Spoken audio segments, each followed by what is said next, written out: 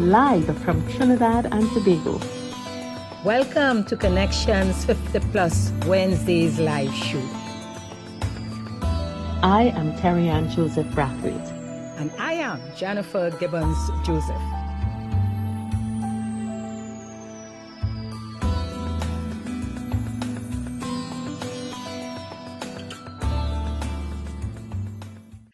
Good afternoon, everyone. Welcome, Caribbean visitors. Well, not visitors, you all are friends. Caribbean friends, yes. Connections 50 Plus family. I am Terri-Ann Joseph Brathwaite, one of the co-creators of Connections 50 Plus, as usual. And I am Jennifer Gibbons Joseph, co-creator of Connections 50 Plus, and we welcome you with us this evening. So, Jennifer, I know yes. We're going to have a larger than usual audience because yes. of the topic today. And yes, custom now we're talking about our guests are there. You all wait. We'll wait. So one of the things, Jennifer, everybody knows we have three platforms: the economic, yes. the self-care, and the social. And whenever we have a social function, people come up to us, men and women, more women, yes. and they say, so wait, everyone is so vibrant, everything is so happy. What's the story? Where are the single guys? Where are the single women? And this issue of dating and intimacy at 50 plus is something that is of great interest to everyone, because we at 50 plus, we at Connections 50 plus, we continue saying, you have to make sure you have community and all that. So today we're dealing with it, Jennifer. Right. So Jennifer, I have to watch my P's and Q's when I'm talking about dating and intimacy, because I was about to tell you that. But I find it's very unfair for you to say that I'm off the market, but I find I can have an opinion, okay? But Jennifer, what's your view on dating and intimacy at 50 plus? Okay, before I share my view, let me say something to you, Terri-Ann, as a married woman. But I have been seeing with a lot of married people where they're dating each other and they call it date night. So check it out. So as a married person, you can work on a date night with your husband. For me, again, this topic about dating at 50 plus, and in my case, I'll say at 60 plus, is quite interesting. And as you mentioned, I remembered we had a program, a social called Mix Match. And it was really to bring people together, single or married, to just chat and understand more about relationship and relationship building. And many who paid and came, their expectation was hoping to meet a partner. And on both sides, because we had both men and women. And we were asked about setting up a dating site, etc. I believe in companionship at any age. And when I say any age, as an adult, I really believe in companionship. I grew up in a home with my parents being married for 60 plus years before the death of my dad. And I understand about relationship and family life, etc. I was married for some time and did have a living relationship after that. So yes, I believe in relationship. I believe in the dating and intimacy. But my thing would be at what cost? I believe the older, well, at my stage in life now, the question will be how much am I willing to give up, or what am I willing to give up to get into a relationship, or, you know, at this stage, because I'm happy with my life. I'm happy with who I am. And anybody that has to come into my life now have a lot of work to do. Because I'm telling you, they have to come in on my terms. I am not, I feel I reach a stage where I'm not giving in anymore. I give enough, you know? So this is where I am about dating and relationships. Nothing against it, but it would come with a lot of sacrifice, and you have to know exactly what you want to get out of it. That's what I would see. And although I know what I would like to get out of it, I am not sure if that's a reality for me at this stage. This is how I would say. Well, I suppose I have a view that will horrify my parents, who are avid fans of this program. And notwithstanding, this year they celebrated 63 years of marriage. I am yet to see a partnership that I think I could tolerate for so long. Okay, now I'm married over 30 years. So, okay. my view, I might be a little bit convoluted. But one of the things we say at 50 Connections, 50 Plus, is when you get onto the third act stage and you are now free to live who you want to be. Given that you're past the commitments of work, you're past the commitments of family and stuff like that. And very often you find a new self, you look at that spouse and you say, my God, what have I been doing here all this time? Now, declare that is not necessarily where I am right now. But I just look around and I see so few people who have been married for a long, long time. I think sometimes when you're 50 plus and you're looking at the issue of dating and intimacy, sometimes you need a broader range of friends. You can't just be stuck with your spouse because you may have outgrown, expanded, and you need more friends. And to me, intimacy is not necessarily sexual.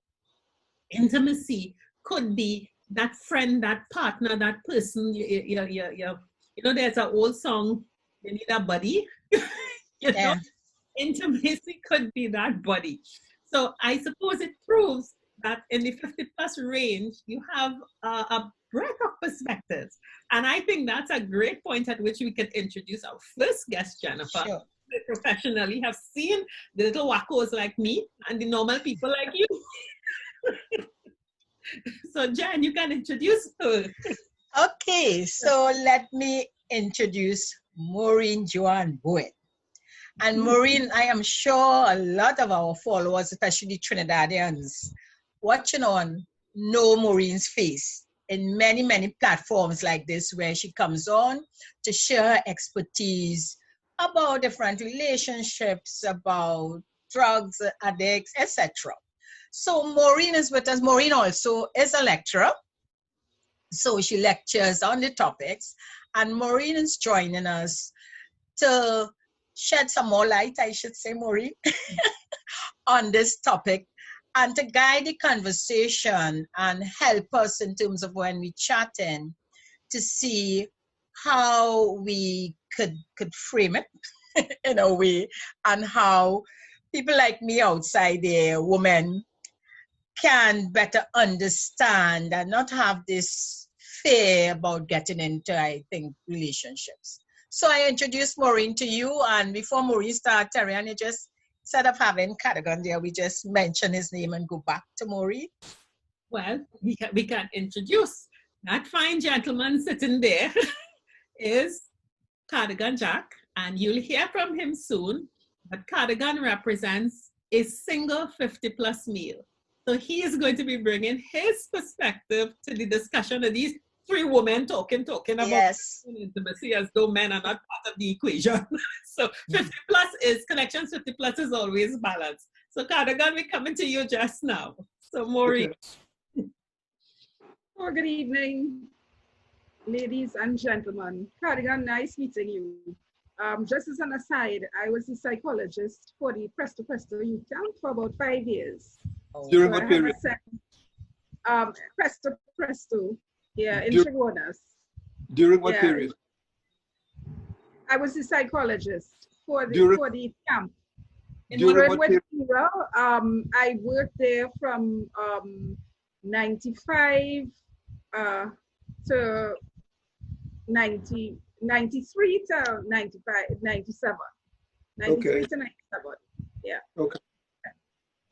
So this topic, when Jennifer told me about the topic, I had difficulty wrapping my mind around it. And I thought about it, and I wondered whether I was in denial, one, or two, I had become comfortable, as Jennifer says. And we talk about this all the time, comfortable within my own skin, and not really thinking about this in any serious way, as well as maybe a little kind of scared because from thinking about it, I'm saying, well, am I really missing something? So Terri-Ann, while you're there talking about not being able to spend 30 years with somebody, I'm listening to that and I'm saying, but you're real blessed. They decided to stay with you, because I've had experience where people left. So, I mean, you know, I looked at it from that perspective as well, you know, that you sometimes think that you're doing everything right and you're putting the best foot forward. And as Jennifer says, you invest in. And at the end of the day, the relationship still goes south. One of the things, too, that I find very insightful, and I don't know whether other people have had this experience, is the fact that a lot of my exes have remained very good friends with me. Yeah. And as soon as anything happens to them, even though they are in productive, fruitful, good relationships, they will still reach out. And I don't know whether it's free counseling and therapy, or it is that, you know, or it is I'm accessible and available for communication and discussion. Or if it is that there were aspects of the relationship that was good and solid, and you know, they value that, and therefore they still want to keep the links open. Mm-hmm. So for me, looking at the topic, I wanted to look at maybe the prototypes we have in our head about, you know, who is this ideal, or what is our ideal, and also some of the things that we do to sabotage our own relationships, because some of us do in fact shoot ourselves in the foot and operate as if it's everybody else's fault, but not our own. So I'm hoping that, you know, our discussion could help people to kind of look at themselves, because in this particular discussion, I'm going to talk about me, rather than thinking in terms of a client or a situation. You know, it really did give me a chance to do some introspection and reflection, and kind of like deal with some stuff which normally I would just kind of like let it go the way of all else, because, you know, we're busy. And COVID is a thing that, you know, although it has created a lot of conflict, it has given a lot of time for introspection and reflection, and the opportunity for us to kind of, you know, look at ourselves and see moving forward exactly what we would be wanting to add value to our lives. So I'm hoping that today, you know, this evening, we are able to do some of that and to help people kind of like just simmer down and be real and reflect on some of the things that they need to change, or some of the things that we do well, and, you know, that we could enhance, so that we feel good about ourselves and are able to really be productive in a relationship. Yeah. Great. So Terri-Ann, we're going to look forward to hear what from a man's perspective. And let me ask Cardigan a question. Let me start off here. Cardigan, you are single, you are divorced, as we said, and you have been so for quite some time. How come you're still single? Having been married once is enough. Okay. So when you say so, is it that you, let me ask another bold question. Do you date? Yes. Okay. So what is your view on, is it that you're going to have, do you think you will ever marry again, notwithstanding you've just said having been married once is enough? Is it that there can be no one else that is worth marrying? What's your view? Oh, there maybe many people are worth marrying. I don't think I'm worth marrying, but other people are worth marrying. I don't think it's something I should do anymore. I can survive without marriage. I think I can have significant relationships without marrying. I think we could do lots in life without marrying, and generally I prefer to live alone. Okay. In fact, there are lots of people I relate to, not necessarily on a romantic level, not at all necessarily intimate, but because I do things for them, or I need to help them in certain ways, that I hold myself close to some people, perhaps because of their children, assisting with children. For me in particular, my childhood was such that I did not have significant childhood support, and where I see need for childhood support, where I could give it, I give it. So I stay close to women like that, where they're children. Now that's a pretty, when we look at the topic, and I'm throwing this out to both you, Maureen, and to Cardigan. One of the things that people think, and I was being sort of controversial by asking the question as we did. It's because people think relationship, dating, intimacy, there is this expectation of monogamy. I have to own someone. So at the end of the day, it must end in marriage, as opposed to friendship, as opposed to there may be different, as you say, you support, as you say, Cardigan, you support some women in terms of raising their children. Maureen, you are a single woman and you have a fulfilled life. Is part of the problem that women who are 50 plus and single looking for companionship may identify companionship as marriage material, as opposed to having friends and different relationships that help to make their life whole? Because I take your point, Cardigan, that you don't see the need to be married. So is it that this looking for a husband as opposed to having a healthy group of friends or people that you can relate with, is the objective wrong? I have several friends, yes. I think for a lot of men, someone in the house is someone to do domestic things that they don't want to do. I do all my domestic affairs for myself. See. Part of that is my childhood growing up, and the other part of it is obviously my youth camp experience, where we did everything for ourselves. My youth camp experience is a kind of experience where there was nothing a person needed on camp that you didn't do for yourself. We grew our own food, we raised animals, we built buildings, we did everything for ourselves. We cooked our own food, we made our own clothes, we did everything for ourselves. And so throughout even my marriage, everything inside of the household, I was always the one to do it. I did laundry, I cooked for the family, I cared for my children all the way through until they were grown up. They went to college. When they were through with college, it was enough for me. I was over. Okay. So Terri-Ann, let me come in here before Maureen answers. Yeah. Cardigan said something there, and it's very, to me, very true to our culture. And I just using our that the woman in the house traditionally is the one to do the housework, make sure whether you're working or not, but make sure that there is the food is cooked and the clothes, washed, etc. All the house. The domestic.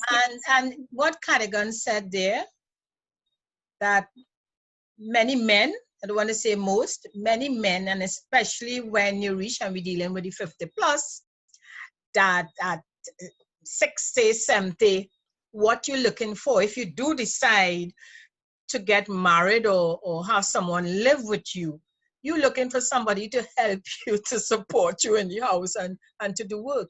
And Cardigan, I agree, that is exactly why I would not, at this stage in my life, look to get married. Because if that is what the man would want of me, well, he's not going to have that. And you're very real in saying that. And I can understand what you said. I could understand your reason, because that will be my reason also. If that is why I'm going to get married, Terri-Ann, I'm not doing that. Yeah. You know, so But that's not my expectation at all. But even more than that, Mm-hmm. as part of the challenge for women our age is the whole issue of matching your money. And at this stage, we have our asset, and you don't want to feel as if you are an acquisition. You don't want to feel as if you are joining a team. And I see this all the time, that because you may be alone or even lonely, you settle and you compromise. Yes. And actually, you try to buy love by using your assets as a way to make this person even more comfortable. And you see your assets, and by assets, I'm not only talking about financial, I'm talking about social, emotional, because lots of times when you get into relationships, especially relationships where you're trying to think about marriage, you lock off your friends, you lock off your relatives. Yes. You know, your investment seems to be in this particular individual, and you may eventually run aground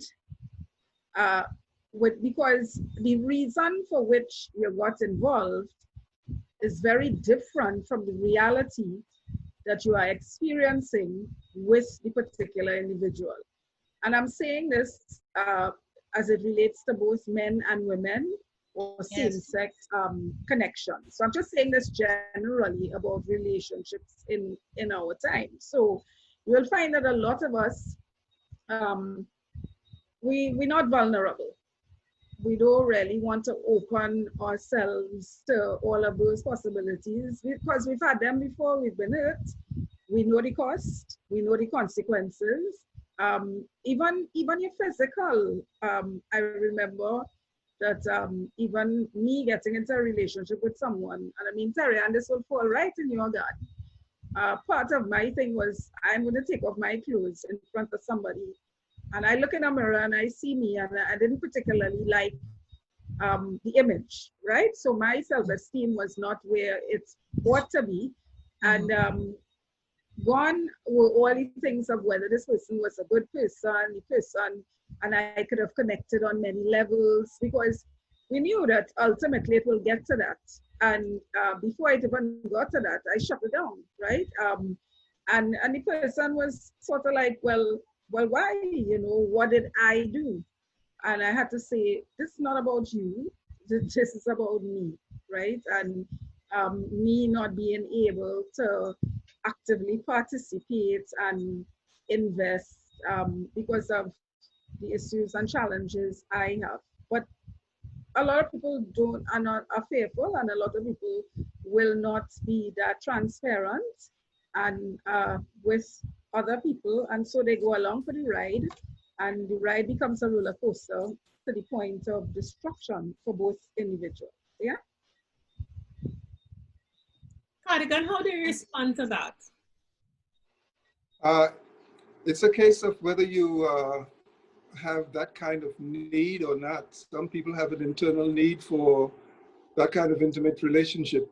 If you have a need for that kind of relationship, you seek it out. For some people, it's not important at our age. They're past that sensitivity. They don't want it anymore. Or it probably is not on the same level that it used to be when you were younger. And perhaps you're not innovative enough to adapt to what might be more accessible now. If you find that you have someone with whom you could share all of those things, it may become very easy. For some people, it may be each time we come together because we want to be intimate. So if you you know your person's house, when you come, perhaps you know just where to find the towels. They say, let's go to the shower. Or you ignore that completely because we don't operate on that level, and perhaps we sit and talk. Maybe we have a drink, we have some coffee, if that's what that is about. I have situations where I talk to people on the phone on a regular basis. And for me, not even talk to, but mostly text. It's convenient to talk to them on an ongoing basis, and it's satisfying to me to have that kind of relationship on an ongoing basis. It has nothing to do with romance or sex or intimacy at all. But we may be able to discuss things that are personal. Consider this. I moved to a certain place when I came to Trinidad, and shortly after I moved to that place, a family moved next door. Inside of that family, lots of women, but one young girl then, she was 8 or 9 years old. We talked as she grew, and from 8 or 9 years old to now, I think she's 24. We still talk. And it has been so close in terms of our relationship that she could have told me when she became pregnant. She could text and say whatever the situation was, because we had that level of conversation, just simple communication, never considering that we would be personally engaged on a romantic level. I talked to her older sisters who are older and could have more direct kind of discussion, but nothing at all ever romantic around those people, and they're very close friends, and we talk every day. So what you're saying, Cardigan, and what is very important, and I'm happy you brought that up, is about the respect that men have for women, and women at all ages. In this case, I think that women have for a man, because unless they could have some level of respect for me, we wouldn't have the discussions we have. Yes, they have to respect them, respect for themselves. Yeah. Yes. And when, Maureen, you said in terms of women, and I'm looking at what we expect, and sometimes we bring to, before the relationship, before we build any sort of friendship, we bring the baggage with us. The checklist. Yes. The checklist. So I think many times when, and let me speak about my personal experience, I like to socialize. I like to go out, and I don't like to drive in the night, and there are many situations, many socials that require me, may have it in the night and may require me. Well, I would like to be escorted for safety reasons, but just sometimes to have someone at your side as an escort. And that may sound like something easy to get a male companion to go with me, and it's not, because I also put up barriers. I think, if I invite someone out, and I'm not talking about someone who attached or married, there are men out there who are available to escort you to go somewhere. But I start to think from before, if I ask, they may think I'm looking for a relationship. If it's in the night, they may want me to go back home with them. They may see me as being needy, and as we say, this is how we say it, you're looking for man at your age, things like that. So all those negative thoughts come up in my mind before, and it may be from baggage from before, it may be because experiences or what I hear the women say. And I say, what? Let me go alone, or let me don't go. And by making that decision, I could be blocking a very good, and when I say relationship, I'm not looking for marriage. I'm not looking to go to bed. I'm looking for a companion, someone where you have nice conversation, you go out, you enjoy yourself, and you go back home. So as women, yes, I think a lot of us have that baggage. We preempt situations that may not be there. So that's how I look at that situation. And Jen, you say that, Jennifer. Sorry. Go ahead. Go ahead.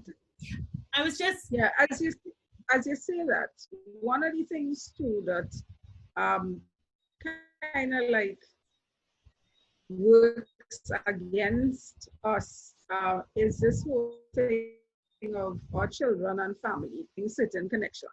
Yes. I heard Cardigan talk about it when he says that, you know, you look at the age of the people and people will say, well, why would this person want to interact or communicate or, you know, have a friendship with X or Y? And I think we are inhibited by that as well. We, as you said, we have our own barriers, and everything. We still operate from the level of how it will look and what people will see. And you know, until you move from behind that screen and feel confident enough to do what makes you happy, and you don't have to justify or give an explanation, then and only then you could talk about building constructive relationships or having valued friendships, you know. But for a lot of us, we have labels.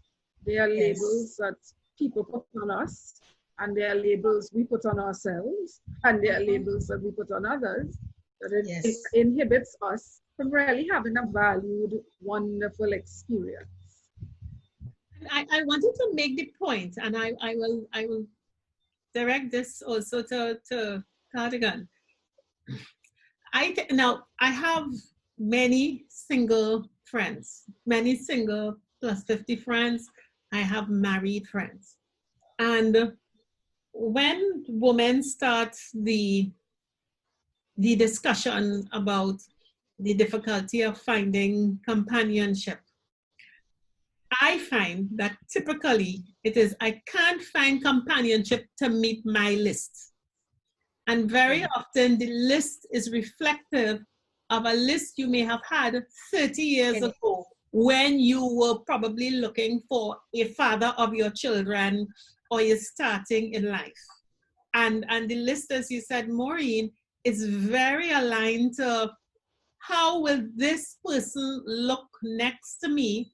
Not me look at the person or the person look at me and see me, but what will others see when they look at me?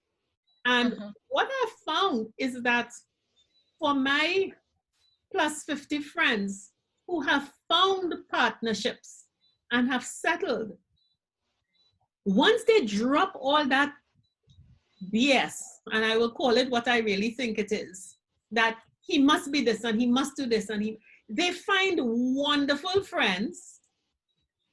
And in spite of the fact that everybody has something to say about the man, or to the man something to say about the woman, they have a great time. And once you don't, it's not a husband you're looking for friendship, you're looking for companionship. And if that is what you're looking for, we are grown, we are big. Why are you still causing others' opinion to drive who you choose to be friendly with? Now, Cardigan, do you find that that is something that gets in the way of women, or you developing friendships with women? Do they come with a list that they scratch off and say, right, not you? I suppose that may happen, yes. I'm not concerned about that. I'm really not concerned about that. I am, in terms of people I will relate to, it's a case of can we have a conversation? Okay. Lots of people you just cannot have much of a conversation with because they don't have much to talk about. They don't have much to think about. Their thought range or scope is so limited that there isn't much to talk about. If we can find a lot to talk about, that's wonderful. But again, if you're not looking for an intimate partner, you're not looking for a wife or a husband, then we could talk about just about anything, or we could meet in any situation. I prefer to be home. I don't care to go out. I really don't care to do what I see happening out here. I don't know many places out here I care to go to. I also don't care to drive in the nighttime. I've driven in the nighttime in the United States, and I know there's a certain culture around driving in the United States that doesn't exist here. And so I'm troubled when I drive here in the night. It's just difficult. People don't recognize the law, they don't recognize sensibility, and they do whatever they want to do. and I don't need to adapt to that. So it's easy for me to stay home at night. But unless I could find a satisfying conversational circumstance, I don't know that I need very much to be with strange people. Okay. I could be alone. Mm-hmm. And I'm never lonely. Yeah. You know, I want to do what I normally do. And Jennifer, I think I would have talked to you about this. I have a very good friend who is a family counselor and works with families and couples in distress and so on. And I always remember, and one day we were having one of our intense conversations about men and women and relationships and stuff like that. And he just sat back, looked at me, shook his head and said, you know, Terri-Ann, you all have it all wrong. You all have it all wrong. So I said, what are you talking about? Because we were on this discussion of it's so difficult after a certain time. How can you have friendships? And even you're talking about within, Jennifer, you refer to people within a marital space after a long marriage to begin dating. There are some married people who are separated. There is no dating, there is no intimacy, there is no whatever it is. So how do you rekindle that? And he made the point that even within the marital space, you find that you've come to the point, Maureen, as you said, in the last, we of the 50 plus generation are probably the arrowhead of women who have acquired so much more than their mothers, so talk about their grandmothers or whatever it is. So you believe that you have this great asset. And as he said to me, you all have this very exalted value of yourself, which is true. But where relationships are concerned, he said men see life very, very simply. All the ego stuff, they do that with their partners outside. You know, you compare, you go with your partners and whatever they do, the testosterone things. He says, but when it comes to a relationship, a man essentially looks for three things. And any woman who gives him two, he will stay with her. And the three things are food, sex, and friendship. He says, so while you all have a 10-point list, so if I get in food and sex somewhere, that's where I will stay. My friend will be somewhere else. If I get in sex and friendship somewhere, I'll stay there. I'll eat somewhere else. And so it goes. So I wonder sometimes when we, and I think the people who have the issue with intimacy and relationship and finding a partner, because once a man becomes available after 50, and unless he wants to be single, as Cardigan, you've made clear, I don't need to be married. And you have very clearly defined the kinds of relationships you want.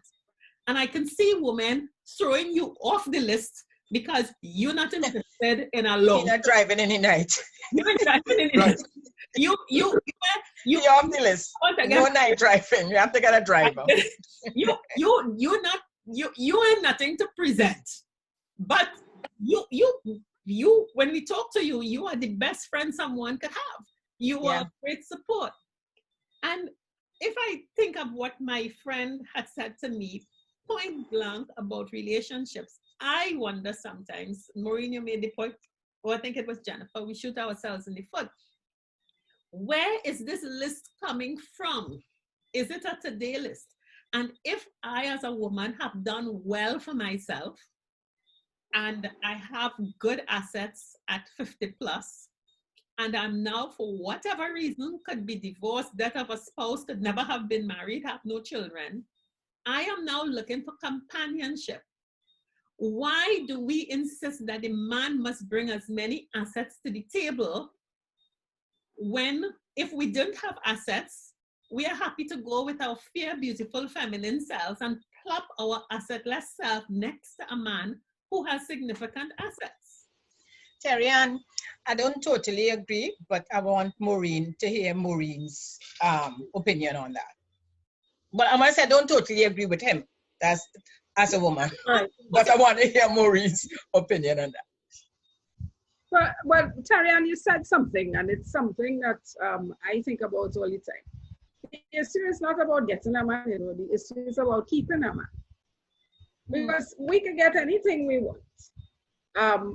But the thing is, what you go in looking for and what you actually see, because my mother used to say, it, come see me and come live with me is two different things. So the issue in a relationship with respect to anybody is the fact of, do we have an open, truthful communication, line of communication, which would allow us to see each other for who we are rather than who we would like to be, or are we just pretending? Because a lot of us put on our best suits of clothes. But once we're in it, all of a sudden the old clothes come out. And people then start to realize that they don't know who this person is, or why they got into this, or where this will take them.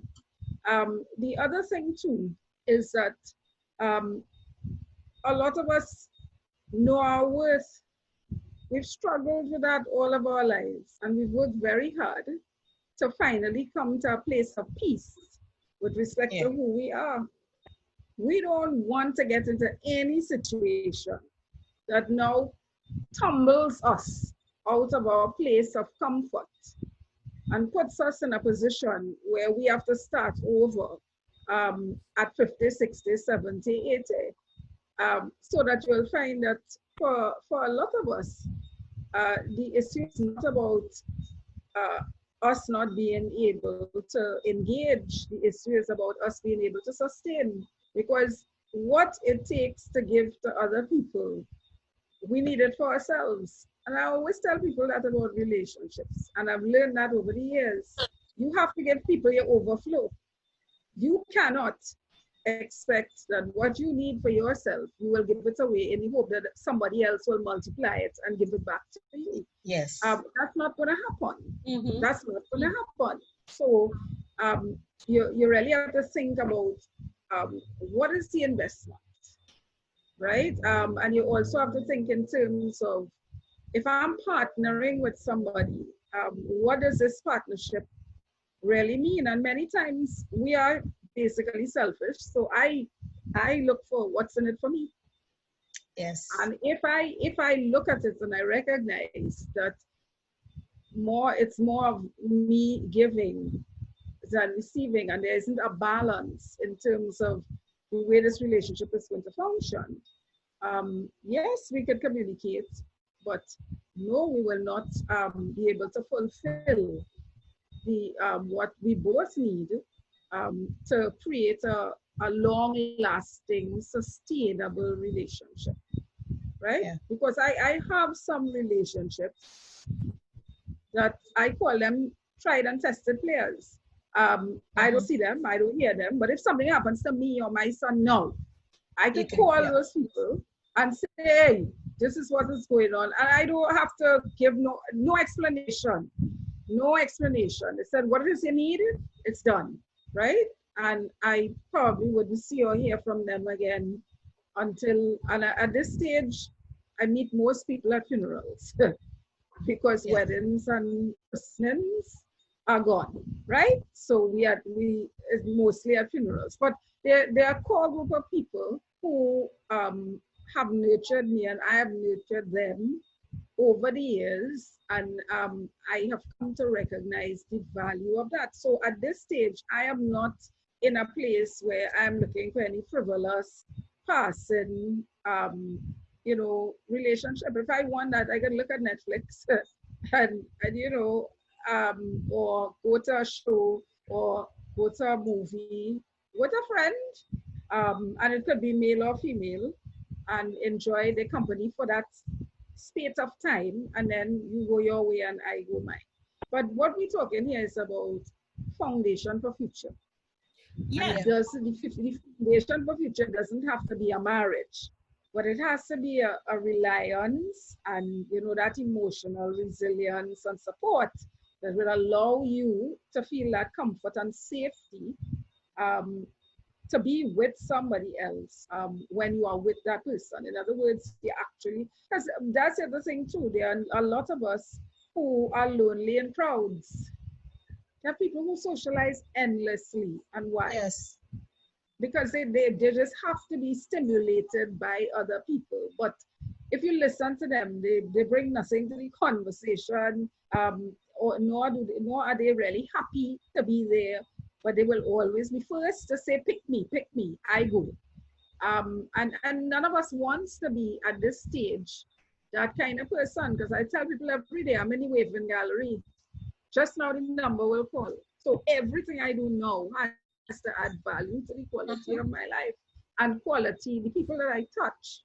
It also has to add value to the quality of their lives. So then when I'm no longer here, they have some sort of fertilizer that will allow for them to continue on and use it to nurture themselves and others. And that's really the way that a lot of us now are looking at these relationships. So it's not like we're looking for marriage in as much as we're looking for fertilizer and fruitfulness. Because we want things that bear fruit.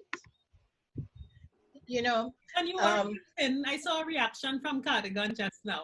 I'm not about to ask Cannon because Terri-Ann, when you mentioned those 3 areas that your friend spoke about, I just wondered, and in Cardigan responding to Maureen, I also would like him to state whether it is a fact. I can't doubt it. It probably is a fact because it's coming from a man who, and in psychology, who understand the human, right?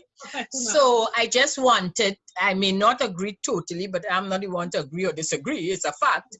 Do you see it as a fact, though, Cardigan, that those 3 areas that Terri-Ann's friend mentioned that a man normally would look for with a woman? Is that a fact? Wait, no, before you answer the question, you missed picking it. No, he said certainly. I think he understands what you said. Something clear. This is what a man needs. Well, yeah. So a woman will give him some. If she ain't give him all, he will find what she can give him somewhere else. So while we look for a full package, all right? So those are the 3 areas he said that a man needs. A man's life, yes. Yes, Cardigan.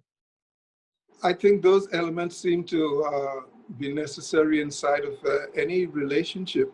If they don't happen inside of the relationship, it's perhaps because the people don't need them. But if you are an ordinary person, I think human sexuality is common enough to exist in people at most ages. Some level of sexuality would be there. And if 2 people have a personal, intimate relationship, that's probably a very normal thing. Food is the kind of thing that most men probably depend on women to do for them. Well, I was never done at home.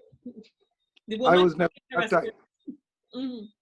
I do not need a woman to cook for me. As a matter of fact, I prefer my own cooking. Somebody else's cooking might bother me. As a matter of fact, if I get hungry and you are preparing food, I might wonder why so long.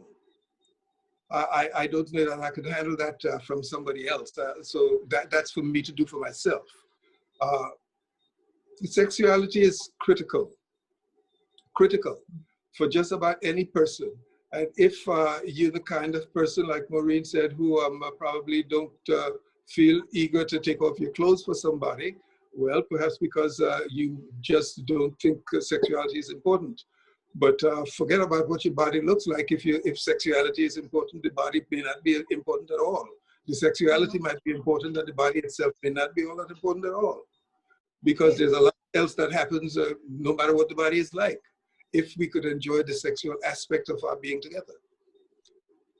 But with regard to money and the accumulation of material things, most women who accumulate things because they have gotten to the point where they have earned enough money or enough education or have professions, they're jealous of those things, and they feel as if they need to match those things with a man, and those things need to match themselves. And if their man is below that, either financially or educationally, then he probably doesn't balance, and he's not the right person for you. But if those things are not balanced, and you find that he is the right sexual person for you, you might find yourself very unsatisfied with him. But generally, you want to balance those material things so that you know that if you take your male friend someplace, you can have a conversation that can balance your own intellect with the people you're with. So that you have a conversation and he is not below your level in a discussion. That becomes a problematic kind of thing, that he is below you. I remember the notion in the States, they would talk about you marry up or you marry down. And you marry up or you marry down, either in case of education, intellect, and money, because the person you meet is, let's say you meet somebody who is wealthy, then you marry up like that.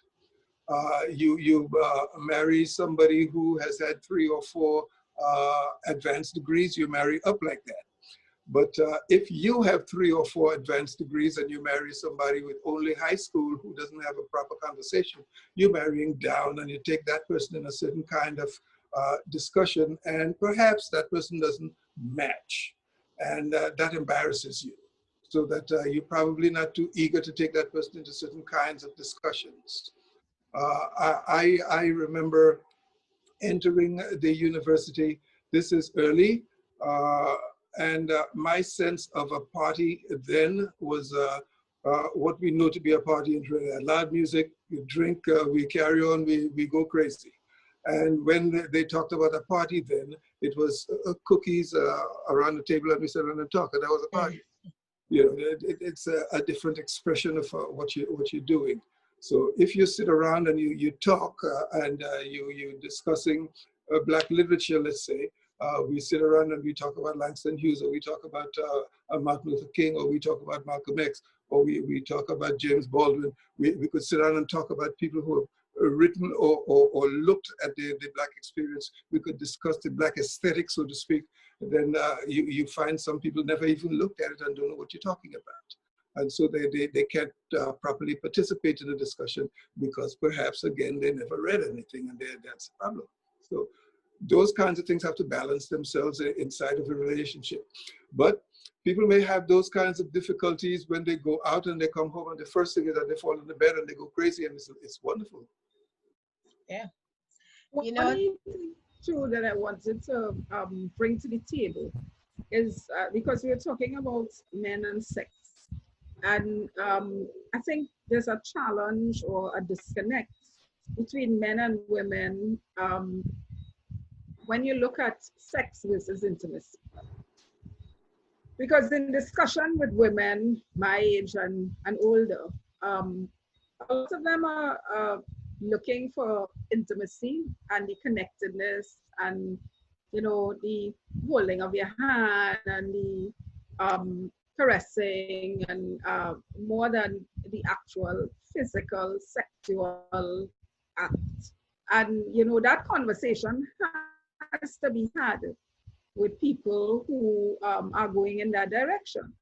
Because, you know, and a lot of it has to do with not that you cannot have sex. It is what do you want in a relationship? What are you looking for in a physical relationship? And I think, again, when you talk about women shooting themselves in the foot, it goes back to what Terri-Ann talked about with our checklist, because people like beautiful people for some reason. And I struggle with telling people that a lot of beauty is within. It's not people's physical prowess or appearance. And some people just can't get behind that, you know, and it impedes their ability then to have really long-standing, fruitful, valuable relationships with others. And it's something that we have to really examine our conscience and examine ourselves and ask ourselves, where did we get this picture that I'm supposed to look X and you're supposed to look Y, and you know, if you look Y, then you will have all the goods and the tools and whatever to deliver X. That That's not truth. It is not truth. You know, we're at a different stage in life, at the 50 plus. And, you know, when Terri-Ann spoke about checklists, I agree. I feel checklists, when you're younger and you have all this they have a checklist. When you cross that 50 stage, your checklist really, and Terri-Ann, I tend to agree now with your friend, should really boil down to 3, you know. It shouldn't go beyond the 3. So I'm saying yes. You look at the 3 key things that would make you happy, and you weigh, you say, okay, these are the 3 things that make me happy, and maybe use the formula, Terri, 2 out of the 3. So if that person have the 2 out of the 3, okay. Okay, because we're not looking for the marriage. So if you're not, for those, I should say, for those women who are not looking for marriage, because it's a difference. If you're looking for marriage, as against if you're looking for just the companionship. And really, having a short list, you should be able at this stage to shorten that list and really focus on what will make you happy, and not, and we mentioned it before, Maureen, not what others will think of you. And that putting that stereotype thing before, that person have to look a certain way, speak a certain way, I understand the level of education. If on your short list, it is very important, like Cardigan, to have that intellectual conversation to stimulate your mind. Nothing is wrong with that. But you don't have to look for someone with a PhD. You understand, depending on what level you are. And I mean, when I look around and I have friends who at certain position, or left, I should say, retired from certain positions, and realize after, listen, that's okay. I don't need someone with status again. Actually, I could look for someone else because I'm okay. I can take care of myself and look for someone who make me happy in maybe Terri and the other 2 areas. So actually, I'll take that advice that I'm given. I would relook at my list. If I don't know if I have one, but I would relook again, examine, do some self-introspection, look at it and shorten it if it was long. But look at 2 key aspects: removing any judgment, forgetting what others will say, and maybe that may be answer of building a very good relationship with someone that can make you happy. So I think that the stage of life makes a difference. I'd say to you, throw away the list. Yeah. There are certain moral tenets of life. And those are the things that should guide our choices and decisions.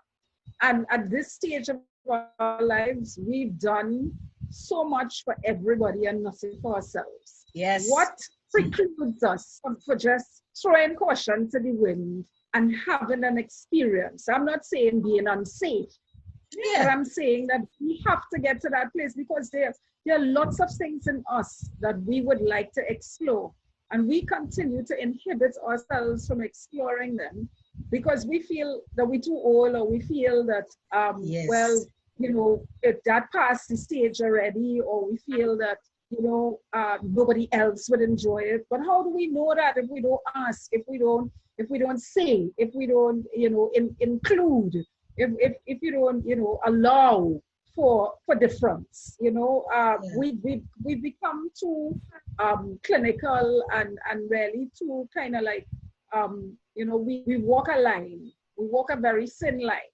You know, but I always say that, and you heard me say this already, and I say it to my friends, I said, whoops, after 50, this place is a playground. They have nothing that really inhibited me from enjoying and being my best me, right? Yes. Because, I mean, hey, people have said enough and they will do enough and they will continue to say, but lots of people didn't even live to be my age and to be healthy and to be able to have the faculties and to be able to have friends and valued friends and relationships and stuff like that. So why should I just box myself in and not allow myself to, experience people who are different but special? Everybody that we come into contact with is special. Everybody we come into contact with, if we pay attention to them, brings and adds value to the quality of our lives. And we just have to be ready, open to receive and embrace.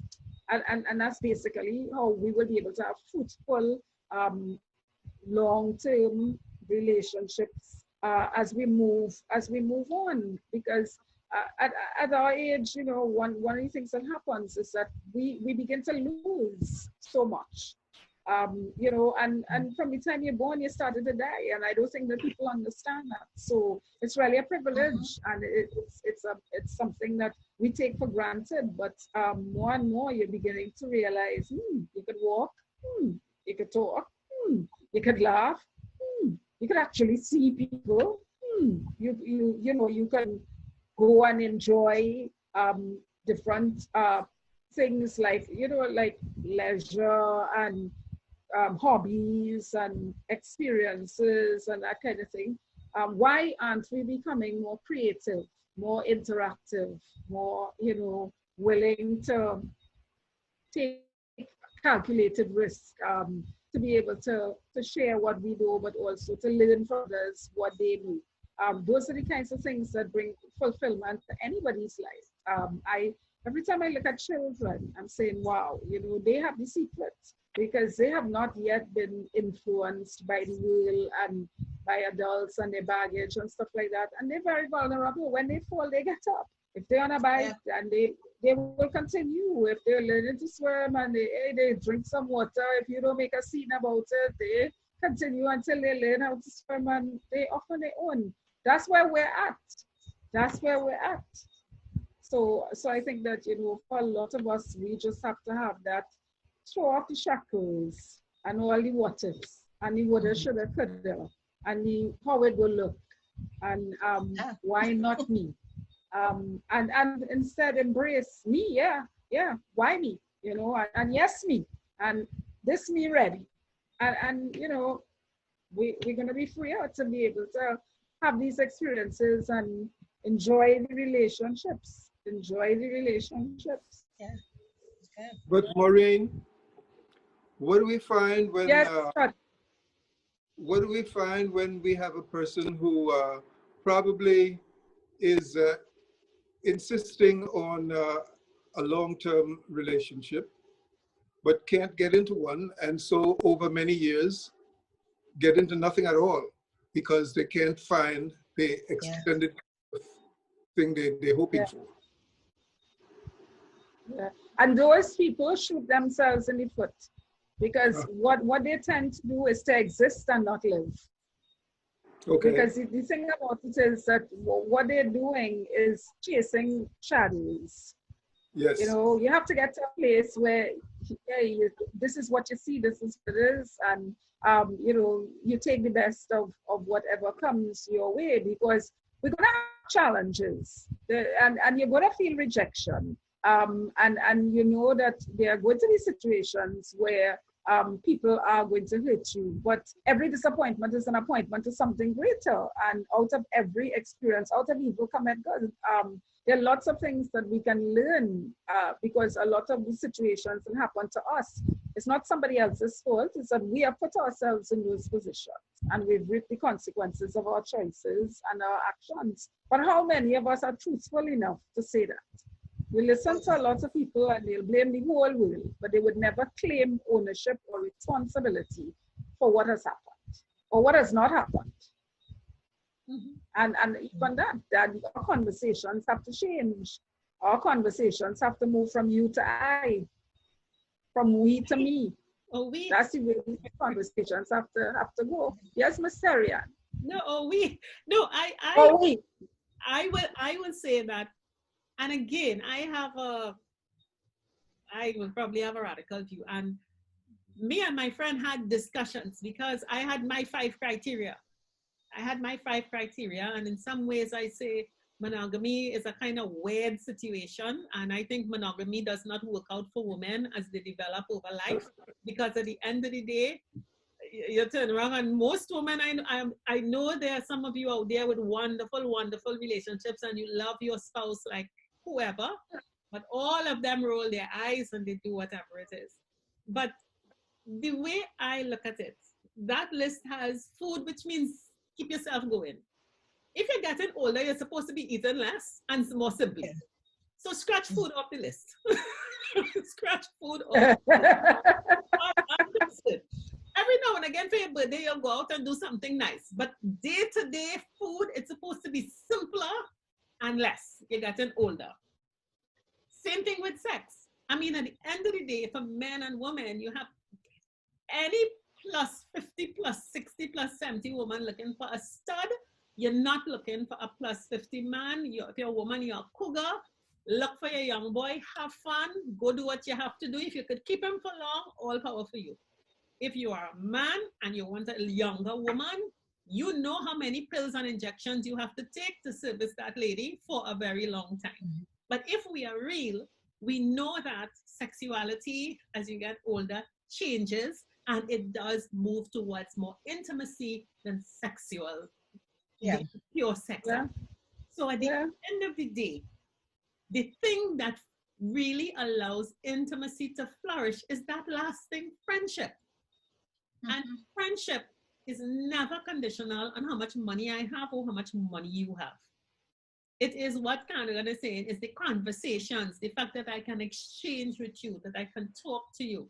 And so I have come down in terms of how you look at relationship and intimacy coming down. It is, who is my friend? Yes. Who is my friend? And a friend does not have a $ sign attached. It does not have a body type or a look attached. And if I can be intimate with my friend, I could have a pot belly hanging down to my knee. My breast could be all over the place. The bottom could be reaching the back of my knees next to. But if this is my friend, it really doesn't matter what I see in the mirror, because I will see the person's soul.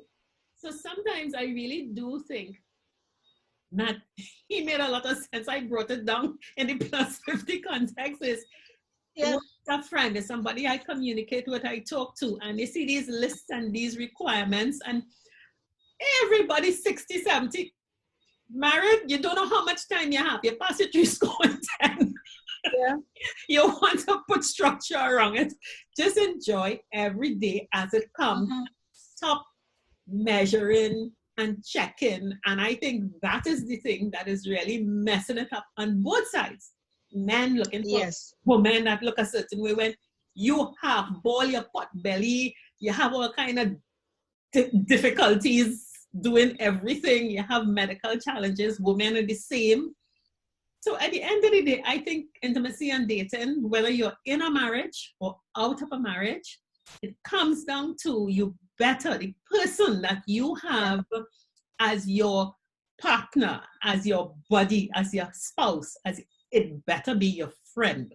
Because at the end of the day, that is what matters, you know. And I just, that's why I say women put themselves in a lot of trouble, and men buy trouble going looking outside. You know, they say in a thoroughbred race, and you know you're the workhorse, the pasture horse. So Cardigan, what do you think? I wanted to hear from Cardigan in terms of how you see women, why, what you see may be the blocks that women may have in developing a relationship, of course, at this stage. It's a case of what the woman needs. She may need conversation, she may need friendship, she may need a visit, she may just need someone, like you said, to go out with, someone to accompany her to go someplace. But when you take someone out to go out someplace, Especially if the person is going to be a driver. What if he gets drunk in 5 minutes? Yeah. And some people are inclined to drink like that, perhaps. That's a common thing.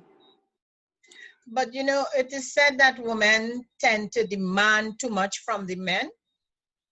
That may be so, but it depends on whether what she's asking for is reasonable. There may be some things that are really reasonable that some men are not willing to give up.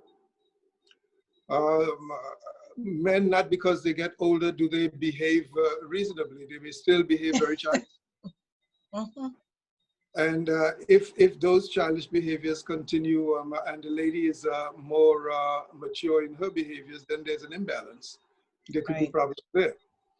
But it depends on the kind of person you select. And if you select a person who likes many ladies when you like a man who likes one lady, then you choose the wrong person. Yep. Because people like a lot of people. And they may really not want to hold on to a single person or allow you to feel as if you're possessive of this person. And while you're feeling all possessive of this person, when he feels as if he should be sharing with a lot of people, then you have a serious problem. But those things evolve as time goes on. But there are lots of things you probably don't look for, but just anticipate that you would find in a person. You think that person has these qualities, and you look for them, or you don't expect qualities, but you just anticipate behaviors. You think you will see certain kinds of behaviors, and suddenly you're shocked when they don't show up. Or you may find that in certain situations where a person is stressed, the kind of reaction you get is not what you anticipate. Because you didn't think that that's the language he would have used for you. Or you didn't think that that would be how he would have analyzed the situation that you find yourself in. And so you think he's unreasonable in terms of how he sees the breakdown in the situation. And you never thought he will have seen the details that you see, or the things that you see you think are unimportant, and he sees them as very important. So that you clash sort of in terms of your own perception of what the details are. And if something is important to me and it's not important to you, then I don't know if we probably need a counselor. But if it's important to me and it's not important to you, then I am preoccupied or stressed with it. And you saying, well, I think you should leave that alone, but really I can't leave it alone because it really is predominant in my mind.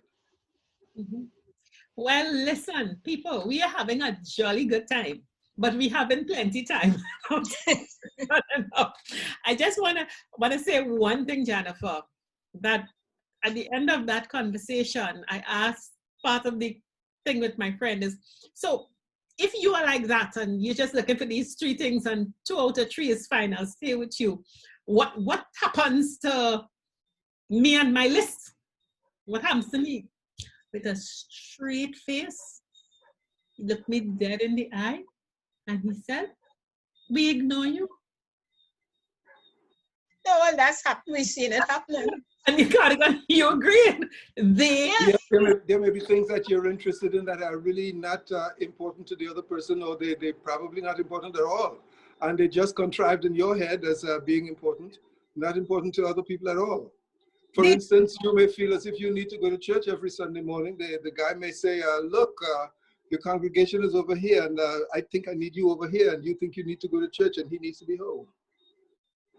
Then when you go to church, so they just ignore you, and not ignore in a disrespectful way. You stay over there ranting and raving with your list, and then eventually one day you'll realize this potential friend no longer exists.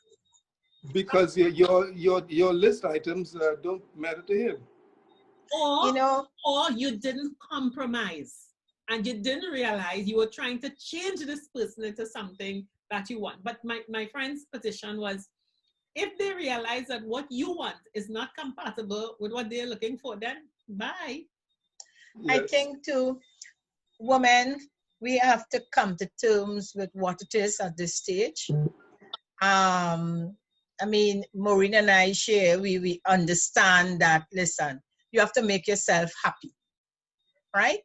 And I asked a question today. I just posted it because I was just reading up some of the articles about 50 plus and the dating sites. I found that was interested.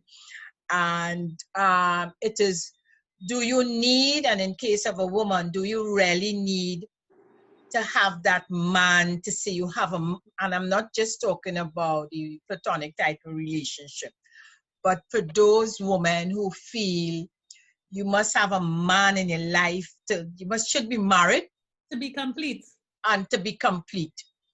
And while I have no problem at all with relationship, having a male relationship, I don't feel that I would, I need to go outside my needs, you know, to say I have that person at my side.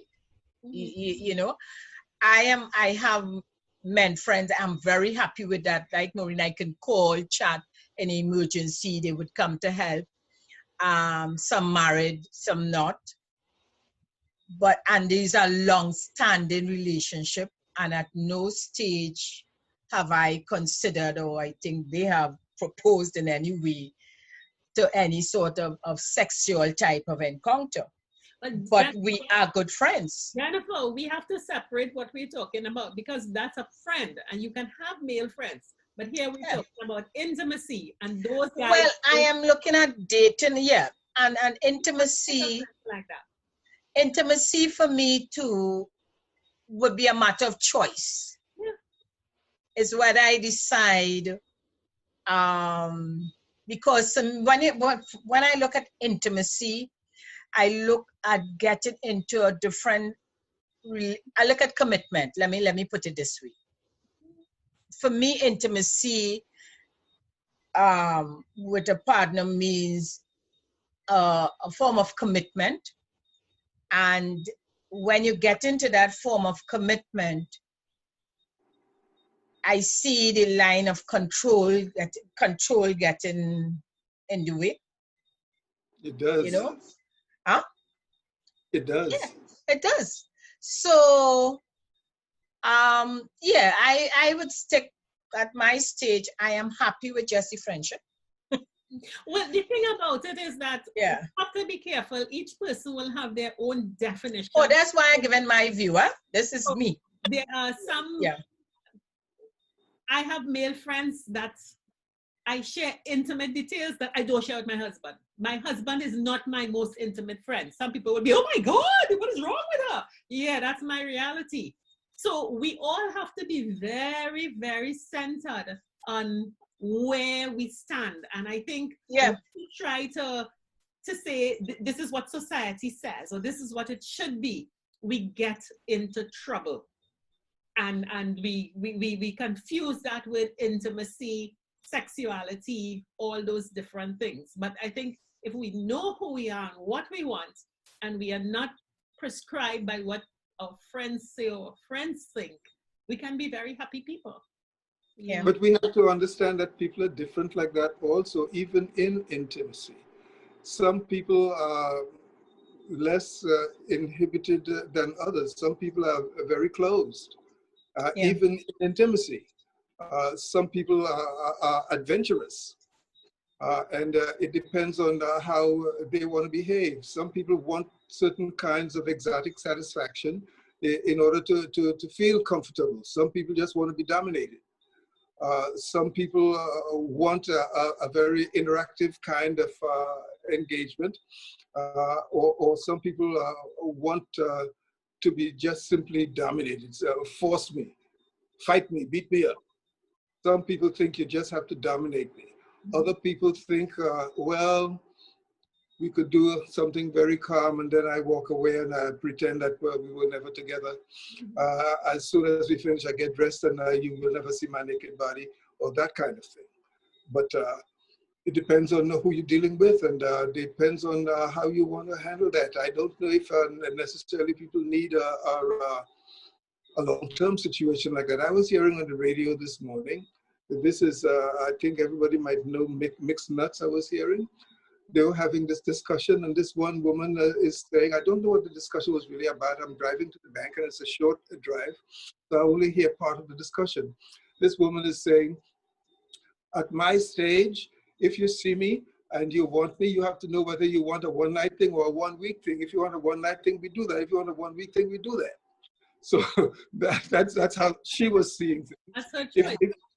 If you want a short thing, that's okay, because she was probably at the stage where she probably didn't care much for a long-term relationship. And if she saw a person and she found that person to be attractive for the moment, well, that could be good for the moment. In this time, I don't know how prophylactic a behavior is, but that kind of thing may happen. It's a dangerous time in life to be like that, but that might be a convenient way to do things for some people. Other people may want to know, I've been with you for 6 months before we could ever have sex. Oh, yeah. Because I want to know a lot about you. Maybe. I want your bio.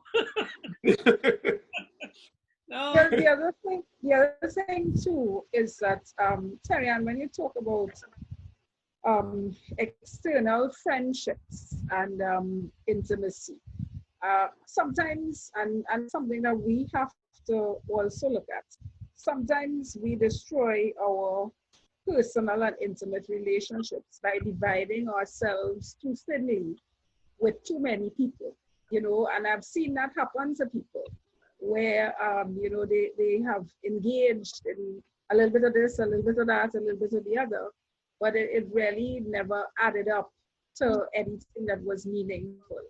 So that at the end, yeah?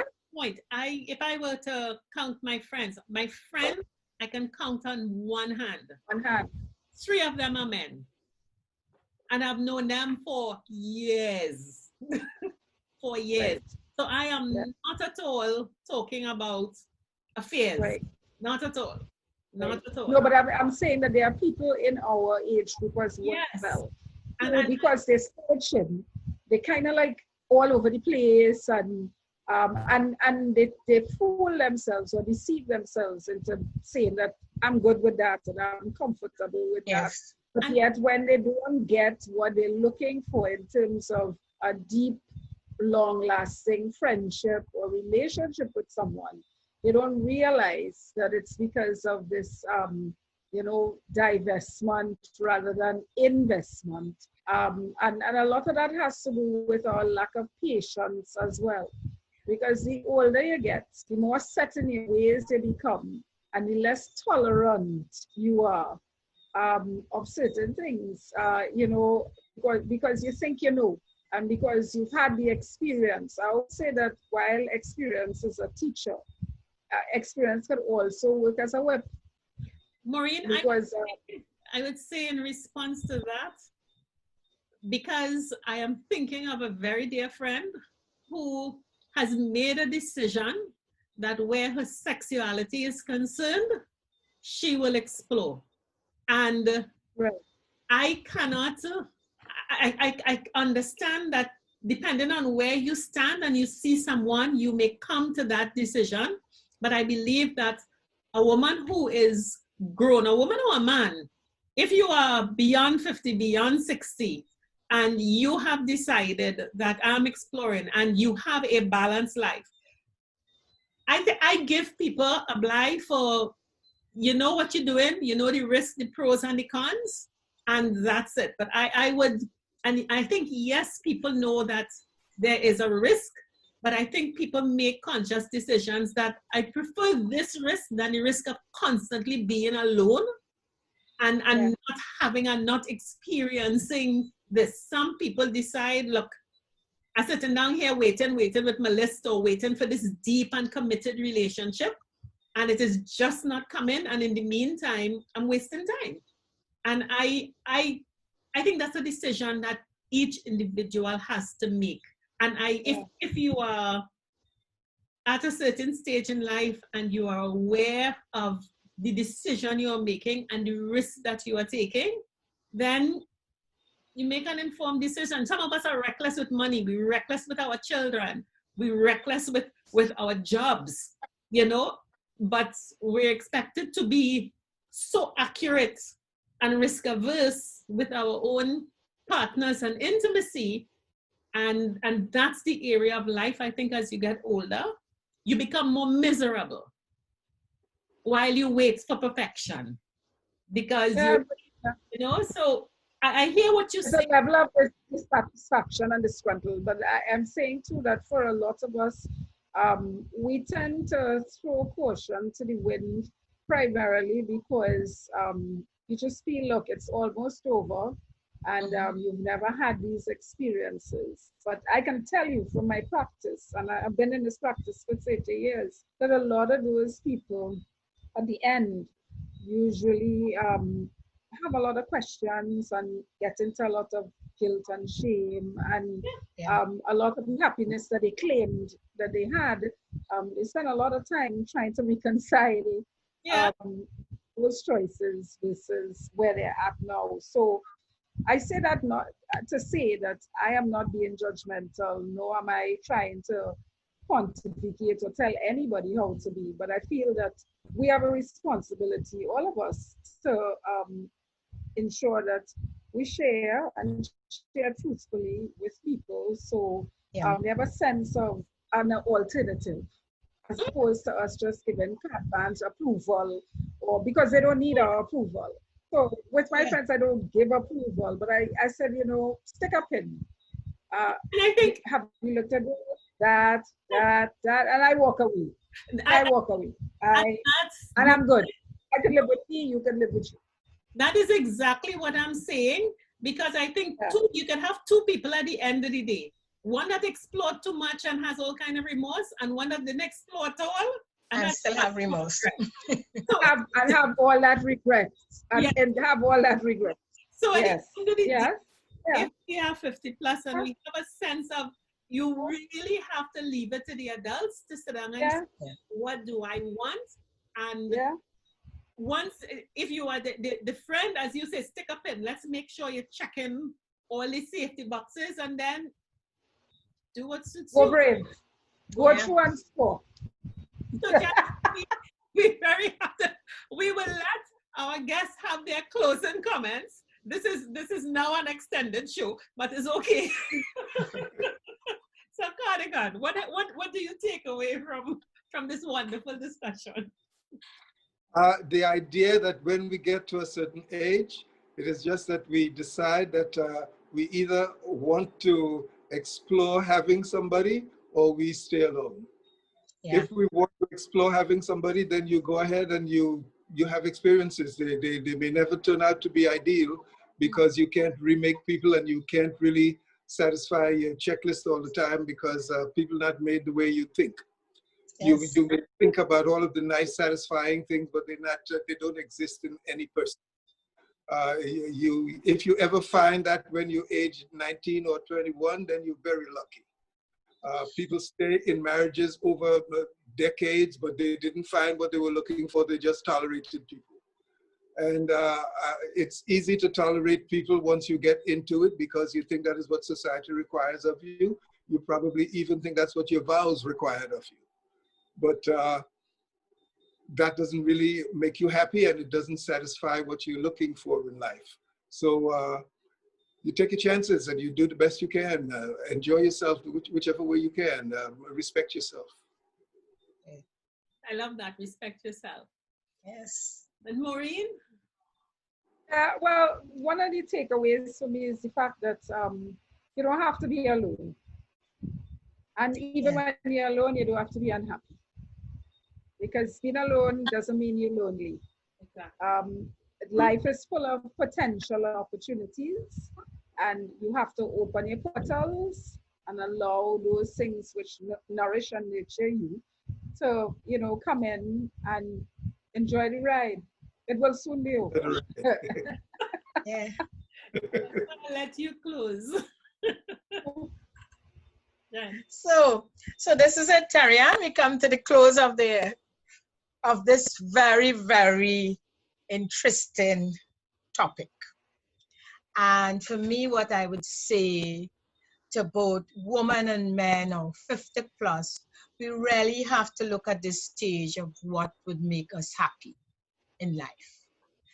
it is very important, I see it's very important to be surrounded by friends, to have some very close friends with us who we can build relationships with. So the takeaway and what I would, close with is for us to seek happiness within and have a circle of friends, whether intimate or not, that we can chat with and to help us through this stage in life. So thanks again. Thanks to our guests. We say bye for now, Terri-Ann. Okay. So bye, everyone. Be safe. Bye-bye. Stay safe. Wear your mask. Yes.